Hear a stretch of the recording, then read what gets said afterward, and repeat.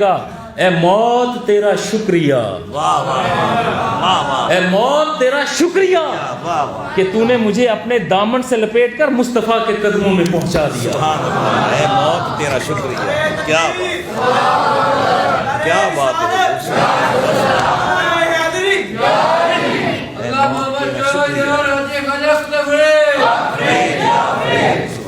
محبوب تو وہ ہو نا کہ جو دکھ درد میں ساتھ دے، جب بندہ درد سے ٹوٹ رہا، جب کوئی سنوائی والا نہ ہو، کوئی درد سننے والا نہ ہو، جب دل چاہ رہا ہو کہ غم کی حالت میں اپنا سینہ اپنے ہاتھ سے پھاڑ کر دل نکال کر زمین پر پھینکا جائے، اس وقت چاہیے ہوتا ہے وہ محبوب جو ڈھارس بندھائے، ڈھارس بندھائے۔ ایک بات یاد آ گئی اختتام پر، کتنی دیر ہو گئی اس میں؟ پتہ نہیں چلے ٹائم کا۔ چلیے بات کو سمیٹتے ہوئے آخری بات،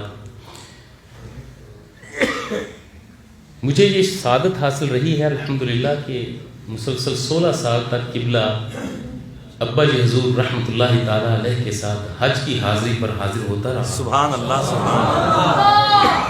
کیا 2011-12 کی بات ہے کہ بابا جی کو طواف کروا رہا تھا چھت پر، بیت اللہ شریف کی سائڈوں پہ نا، چھت پر کچھ اور دوست احباب بھی تھے، پیر بھائی بھی تھے، ویل چیئر میرے ہاتھ میں تھی، دھکیل رہا تھا۔ ہم سب دعائیں مانگ رہے تھے اولاد کے لیے، والدین کے لیے، بیوی بچوں کے لیے، رزق کے لیے، بے شمار دعائیں، سارے جس کے ذہن میں جو دعائیں تھیں وہ پڑھتا جا رہا تھا۔ اور میں نے محسوس کیا کہ پورے طواف میں قبلہ بابا جی حضور رحمۃ اللہ تعالیٰ علیہ وہ صرف درود شریف پڑھ رہے ہیں، مکمل درود شریف، کوئی اور دعا نہیں ہے۔ طواف ختم ہوا تو میں نے عرض کی کہ بابا جی آپ نے کوئی اور دعا نہیں مانگی، صرف درود شریف ہی پڑھا ہے، کوئی خاص حکمت وجہ؟ فرمایا کہ نوافل ادا کر لو تو پھر بعد میں یہ سوال پوچھنا۔ نوافل ادا کیے، سوال میرے ذہن میں موجود تھا، میں نے پھر عرض کی کہ حضور وہ سوال ہے کہ آپ نے صرف درود شریف پڑھا ہے، اور فرماتے ہیں کہ پیر جی یہ سوال آپ نے کوئی پہلی بار نہیں کیا، تاریخ میں یہی سوال پہلے حضرت سفیان ثوری رحمۃ اللہ علیہ کر چکے ہیں۔ کیا بات، سبحان۔ تجسس جاگا کہ جی وہ کیسے، کوئی ترتیب بتا دیں۔ تو فرماتے ہیں کہ حضرت سفیان ثوری رحمۃ اللہ تعالی علیہ بہت بڑے بزرگ ہیں، وہ اپنی یہ بات خود بیان کرتے ہیں۔ فرماتے ہیں کہ میں ایک مرتبہ بیت اللہ کا طواف کر رہا تھا، ایک 16-17 سال 18 سال کا نوجوان رانا خوبصورت وہ میرے سامنے اگلے حصے میں طواف کر رہا تھا، لوگ دعائیں مانگ رہے تھے، وہ صرف درود شریف ہی پڑھتا جا رہا تھا۔ اور جب طواف پورا ہو گیا نا تو حضرت سفیان ثوری فرماتے ہیں کہ میں نے اس نوجوان سے کہا، نوجوان کیا تجھے کوئی اور دعا آتی نہیں؟ تو نے کوئی اور دعا مانگی ہی نہیں؟ یہ بات کرنا ہی تھی کہ اس نوجوان کی آنکھوں سے آنسو شروع ہو گئے، رونے لگا۔ کہتا ہے بابا جی بات یہ ہے کہ جب میں گھر سے چلا تھا تو اکیلا نہیں تھا، میں اور میرا باپ دونوں حج کی نیت کر کے اپنے ملک سے چلے، قافلے میں شامل ہو گئے، صحراؤں بیابانوں سے قافلہ گزر رہا تھا۔ صحرا میں آ کر میرے باپ کی طبیعت بگڑ گئی۔ میرا باپ بڑا حسین تھا، بڑے قد کاٹ والا، بڑے جمال والا، پورے شہر میں اس کے حسن و جمال کے چرچے تھے، سبحان اللہ۔ لوگ اس کے ساتھ ملنے کے لیے ترستے تھے۔ خوش ادا تھا، خوش لباس تھا، خوش شکل تھا، خوش گلو تھا۔ میرا باپ بیمار ہو گیا، سفر کرنے سے معذور ہوا،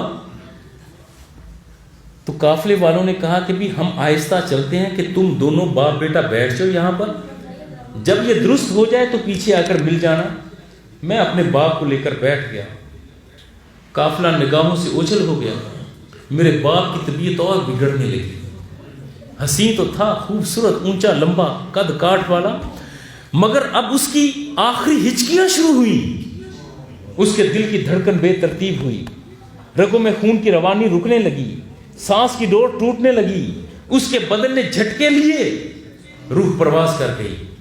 جو ہی میرا باپ پر موت کا مرحلہ طاری ہوا تو میرے باپ کا جو حسین چہرہ تھا، سرخ و سفید رنگت، وہ جاتی رہی، چہرہ سیاہ ہو گیا، چہرہ بگڑ گیا، میں گھبرا گیا۔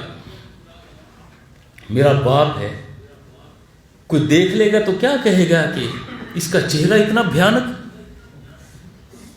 نوجوان نے اپنے باپ کے چہرے پر چادر تان دی کہ کوئی دیکھ نہ پائے، مگر انتظار میں تھا کہ کوئی آئے اور میرے باپ کو لحد میں اتار دیا جائے، کوئی جنازہ پڑھنے والا ہو۔ رو رہا ہے، سینہ درد سے پھٹا جا رہا ہے، اب کسی کا انتظار ہے کہ کوئی آئے، کوئی درد تو تقسیم کرے۔ درد اسا کو ماندہ کیتا، شالا درد وڈو کوئی ہووے۔ درد اسا کو ماندہ کیتا، شالا درد وڈو کوئی ہووے۔ رومن وچ امداد کرے، بے نال اساڈڑے رووے۔ می وسدے ایتھے موتیاں دے، بے ہار ہنجو دے پووے۔ شالا پاک محمد سرور، ساڈے منہ کالے آ دھووے۔ یہ پوری کیفیت، کوئی تو ہو جو مدد کرے۔ سبحان اللہ۔ وہاں نہ کوئی آیا، نہ کسی نے آنا تھا، مگر کچھ ہی دیر کے بعد ادھر سے، مدینہ سے، مدینہ منورہ کی سمت سے ایک گھڑ سوار گھوڑے پر بیٹھا ہوا بڑی تیزی سے کوئی اجنبی آ رہا ہے۔ جس طرح چہرے کو ریت سے بچانے کے لیے کوئی ٹھاٹھا بند کیتا جائے، اسی طرح چہرہ ڈھانپا ہوا ہے، بڑی تیزی سے گھوڑے پر کوئی آ رہا ہے، اور قریب آ کر گھوڑا روکا اس اجنبی نے۔ یہ نوجوان جو ابھی 18-19 سال کا ہے دیکھ رہا ہے، اور اس کے دل میں تھا کہ میرے باپ کا چہرہ نہ یہ دیکھے۔ اجنبی اتر کر اس کے باپ کی طرف گیا۔ نوجوان جلدی سے سامنے آیا کہ جی آپ اس چادر کو نہ ہٹائیں، مگر اجنبی نے کوئی بات کیے بنا اس کے باپ کے چہرے سے چادر کو ہٹا دیا۔ بھیانک چہرہ تھا، سیاہ رنگت تھی، اجڑا ہوا ویران چہرہ ہے۔ اب اجنبی نے اپنے ہاتھ کو اس کے چہرے پر پھیرا، ہاتھ کو چہرے پر پھیرا، اور نوجوان کہتا ہے کہ جیسے ہی اس اجنبی کا ہاتھ میرے باپ کے چہرے پر لگا تو اللہ کی قسم وہ سیاہ رنگت نورانیت میں بدل گئی، اسی طرح سرخ و سفید ہو گیا۔ اور اجنبی دوبارہ اپنے گھوڑے پر بیٹھ کر جانے لگا تو یہ نوجوان، بڑا احسان ہوا تھا نا اس پر، اس کے باپ پر احسان ہوا، اس نے آ کر گھوڑے کی لگامیں تھام لی، ہاتھ باندھ کر کہتا ہے کہ اجنبی میں نہیں جانتا کہ آپ کون ہیں، آپ نے مجھ پر احسان کیا، میرے باپ پر احسان کیا۔ اس کا چہرہ بگڑ گیا تھا، آپ نے کچھ بتایا نہیں، یہ تو بتا دے کہ آپ ہیں کون، میں آپ کو یاد کروں تو کیسے کروں، پکاروں تو کس نام سے پکاروں؟ تو وہ اجنبی کہتے ہیں کہ میں محمد رسول اللہ ہوں۔ تیرے باپ میں کچھ عیب تھے، وہی عیب موت کے وقت اس کے چہرے پر ظاہر ہو گئے۔ تیرے باپ میں کچھ عیب تھے، وہ تمام عیوب موت کے بعد اس کے چہرے پر ظاہر ہوئے، مگر تیرے باپ میں ایک خوبی بھی تھی۔ خوبی یہ تھی کہ یہ دن رات مجھ پر درود بھیجا کرتا تھا، درود پڑھا کرتا تھا، درود و سلام پڑھتا تھا، اور جب میرے اس امتی پر یہ کیفیت آئی تو مجھے بنفس نفیس آنا پڑا۔ اس کے باقی معاملات تو اللہ کی بارگاہ میں جائیں گے، درود شریف کی برکت سے اس کا چہرہ تو روشن رہے۔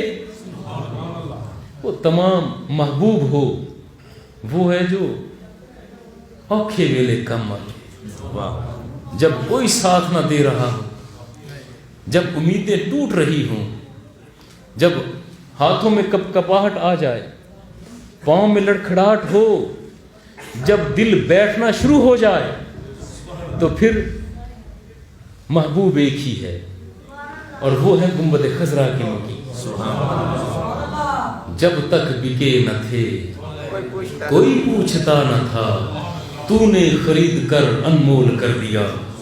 اللہ رب العزت آپ کی میری ہم سب کی حاضری کو اپنی بارگاہ میں قبول و منظور فرمائے۔ میرے عزیز دوست بھائی سلمان لودھی خان صاحب، سلمان اور عثمان خان لودھی، عثمان خان لودھی صاحب، اللہ تعالیٰ آپ کے سفر میں بھی آسانی عطا فرمائے۔ یہ دوست احباب جو بیٹھے ہیں، محبوب کی محفل کو جس طرح سجایا ہے، اللہ تعالیٰ آپ کے دلوں کو اسی طرح سجا دے، آپ کی روحوں کو سجا دے، آپ کی سوچ اور فکروں کو سجا دے، آپ کے گھروں کو سجا دے۔ وصلی اللہ تعالیٰ علی خیر خلقہ محمد وبارک وسلم وصلی علیہ۔